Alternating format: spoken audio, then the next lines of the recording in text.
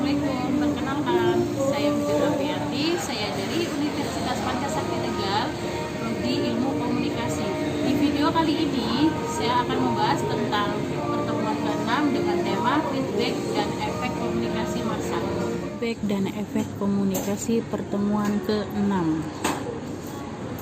Komunikasi dipahami sebagai reaksi atau tanggapan yang diberikan oleh penerima pesan atau komunikan kepada penyampaian pesan atau komunikator. Selain itu, umpan balik juga dapat berupa reaksi yang ditimbul dari pesan kepada komunikator. Jenis-jenis umpan balik ada 4 macam. Yang pertama, internal feedback. Internal feedback adalah umpan balik yang diterima oleh komunikator bukan dari komunikan, akan tetapi datang dari pesan itu atau dari komunikator itu sendiri. Yang kedua, ada external feedback. External feedback adalah umpan balik yang diterima oleh komunikator dari komunikan. External feedback ini sifatnya bisa langsung dan bisa juga tidak. Umpan balik langsung yaitu reaksi yang dapat segera ditangkap oleh komunikator. Sedangkan umpan balik tertunda, umpan balik yang sifatnya tidak langsung, yaitu umpan balik yang datang kepada komunikator setelah melewati suatu rentang waktu, contohnya rubrik, surat pembaca pada surat kabar dan sejenisnya. Yang ketiga ada representative feedback. Sesuai dengan karakteristik komunikasi massa yang komunikasinya bersifat heterogen, maka tidak mudah untuk mengukur umpan balik yang dari semua komunikan. Yang keempat ada cumulative feedback. Cumulative feedback adalah umpan balik yang datang kepada komunikator dihimpun dahulu dan tidak segera diubah dalam pesan berikutnya, karena komunikator harus mempertimbangkannya dahulu untuk dapat membuat kebijaksanaan. Efek komunikasi massa ada 3 dimensi efek komunikasi massa, yaitu kognitif, afektif, dan konatif. Efek kognitif adalah akibat yang timbul pada diri komunikan yang sifatnya informatif bagi dirinya. Yang kedua, efek afektif. Efek ini kadarnya lebih tinggi daripada efek kognitif.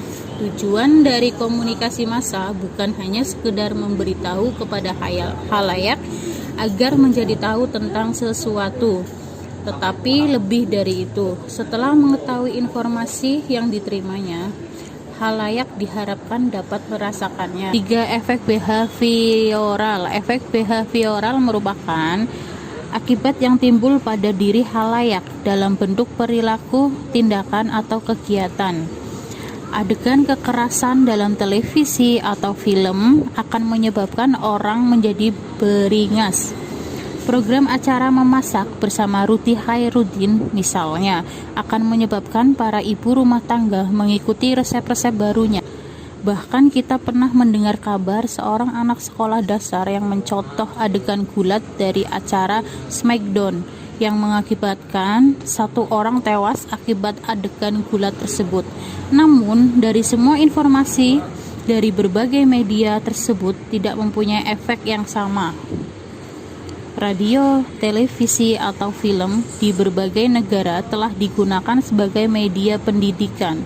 Sebagian laporan telah menunjukkan manfaat nyata dari siaran radio, televisi, dan pemutaran film. Sebagian lagi melaporkan kegagalan. Misalnya, ketika terdapat tayangan kriminal pada program Buzzer di SCTV menayangkan informasi anak SD yang melakukan bunuh diri karena tidak diberi jajan oleh orang tuanya. Sikap yang diharapkan dari berita kriminal itu ialah agar orang tua tidak semena-mena terhadap anaknya. Namun, apa yang didapat keesokan atau lusanya? Dilaporkan terdapat berbagai tindakan sama yang dilakukan anak-anak SD. Inilah yang dimaksud perbedaan efek behavior. Mengapa terjadi efek yang berbeda? Belajar dari media massa memang tidak bergantung hanya ada unsur stimuli, Dalam media massa saja, kita memerlukan teori psikologi yang menjelaskan peristiwa belajar semacam ini. Teori psikolog yang dapat menjelaskan teori psikolog yang dapat menjelaskan efek prososial adalah teori belajar sosial dari Bandura. Menurutnya, kita belajar bukan saja dari pengalaman langsung, tetapi dari peniruan atau peneladanan. Bandura menjelaskan proses belajar sosial dalam 4 tahap proses perhatian, proses pengingat, proses reproduksi motoris, dan proses motivasional. Permulaan proses belajar ialah munculnya peristiwa yang dapat diamati secara langsung atau tidak langsung oleh seseorang. Perhatian saja tidak cukup menghasilkan efek prososial. Khalayak harus sanggup menyimpan hasil pengamatannya dalam benak-benaknya dan memanggilnya kembali ketika mereka akan bertindak sesuai dengan teladan yang diberikan.